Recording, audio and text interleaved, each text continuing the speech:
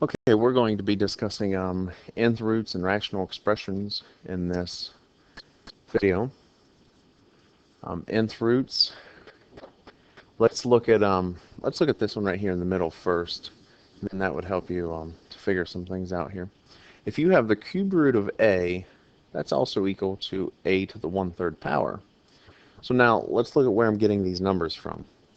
Of course, we know a is going to be the number that's under the radical. The 3 from telling us it's a cube root, that 3 will also go on the bottom of this fraction over here. And where does the 1 come from? Remember, underneath the radical, a has an exponent of 1.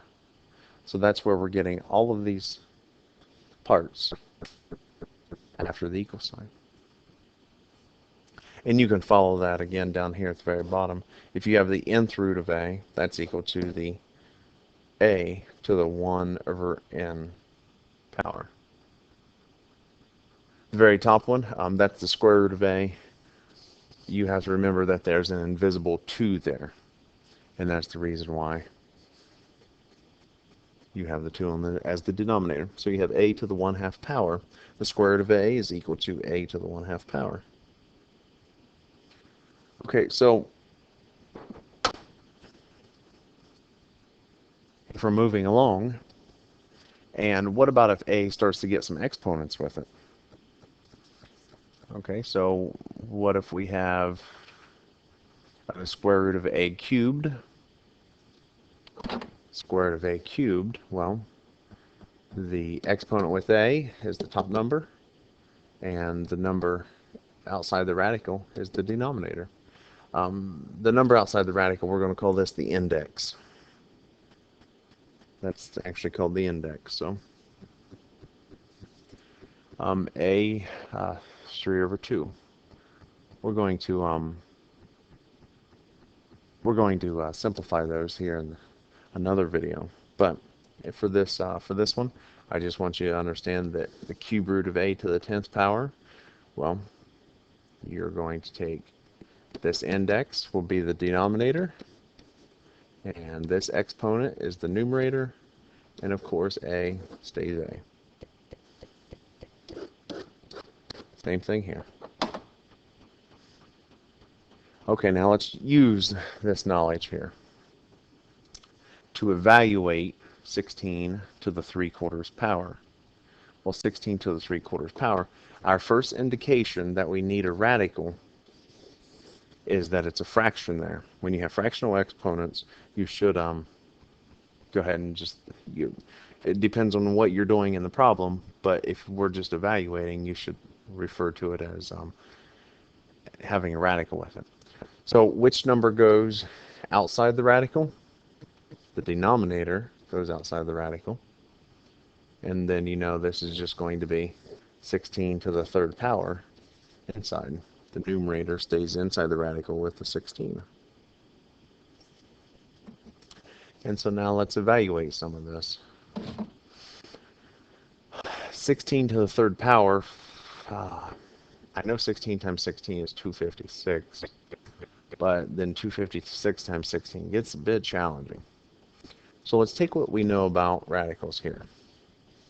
If we have 16 to the 3rd power,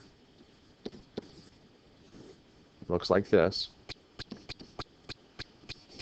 But now I can also split it up and give each 16 a radical. And so now what we're looking at is the 4th root of 16. Can you give me a number to the 4th power that will equal 16? Is there a number multiplied by itself that will equal 16? 2 times 2 is 4, times 2 is 8, times 2 is 16.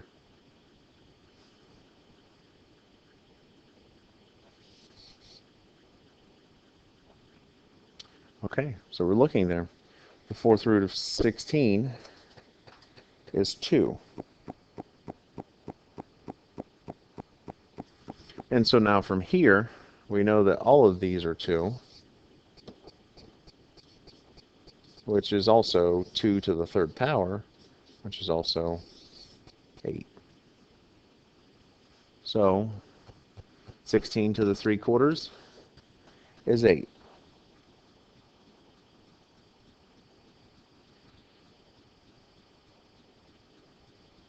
Okie dokie. So now let's look one more example here. Evaluate 27 to the -4/3 power. When you have a negative exponent, you should be thinking it gets moved to the other side of the fraction bar. And if it is on top right now, it gets moved to the bottom. And since it has a fractional exponent, we will make it a radical. The denominator of that fractional exponent gets put outside, and the 4 can go to 27 inside.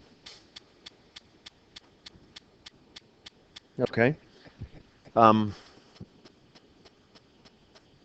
Now going back to what we did last time, didn't we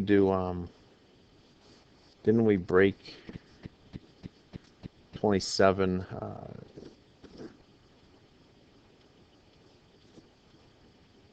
the cube root of 27, we kind of, instead of writing it 4 times like we did in the last example with let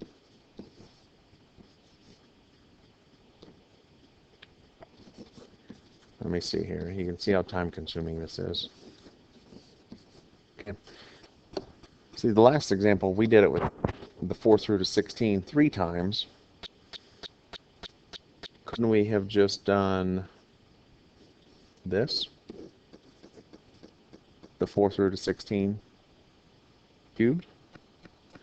And so that's what I did here with the cube root of 27 to the 4th power right there. And instead of writing all four of these, so we have the cube root of 27. What number multiplied by itself will give you 27? That number has to be multiplied by 3 times. Did we multiply 3 by itself 3 times? 3 times 3 is 9, times 3 is 27.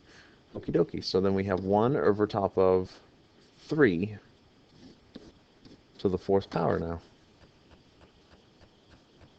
1 over top of 3 to the 4th power should just be 1 over 81. 3 to the 4th power. 3 times 3 is 9, times 3 is 27, times 3 is 81.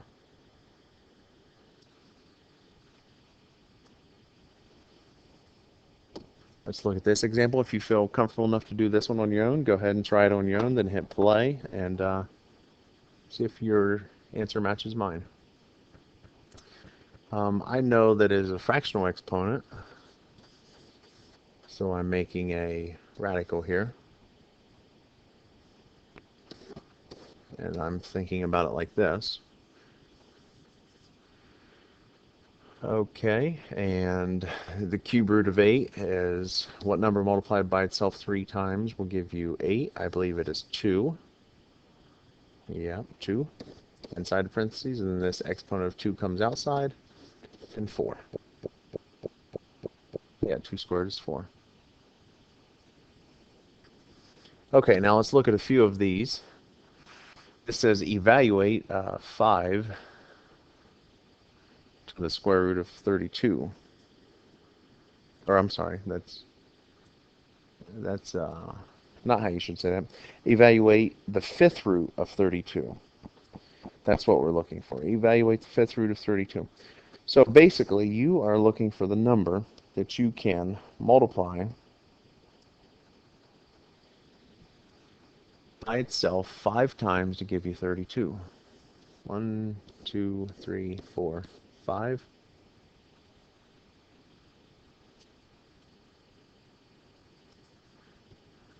Two, 2, 2, 2, 2. Is that right? Take some multiplication there.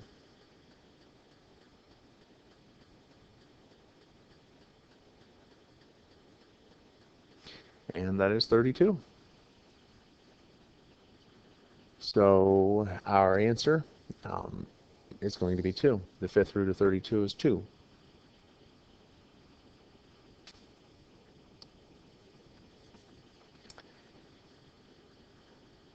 So then let's look at some of these then.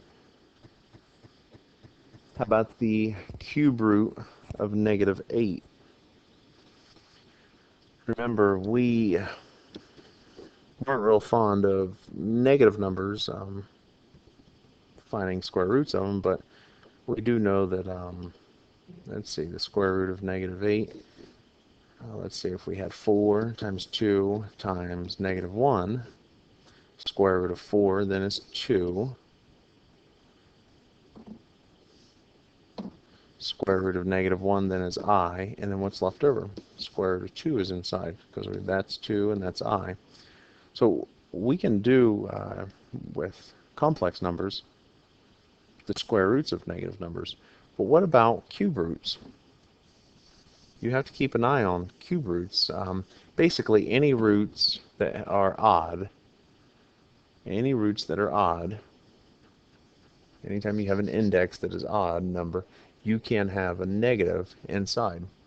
Because the thing is, if we had negative 2 times negative 2 times negative 2,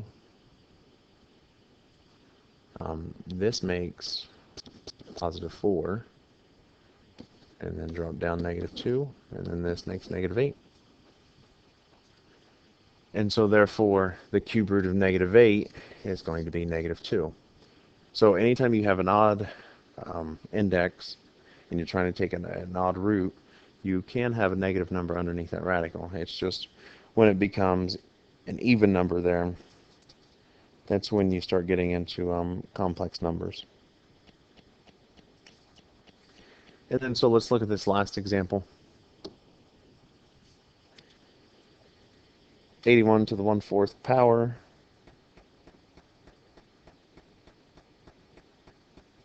If you have 81 to the 1/4 power there,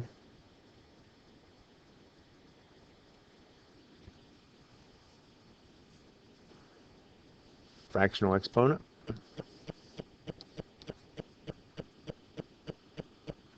What number multiplied by itself 4 times will give you 81?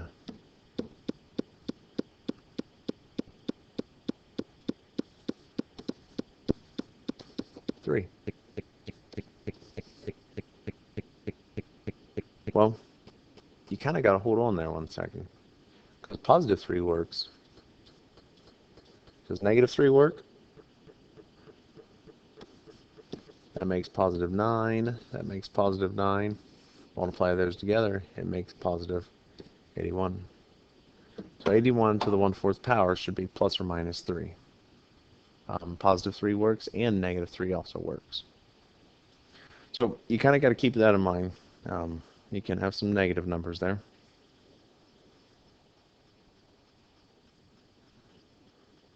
Alrighty, that's all we have for today. We'll see you on the next trip.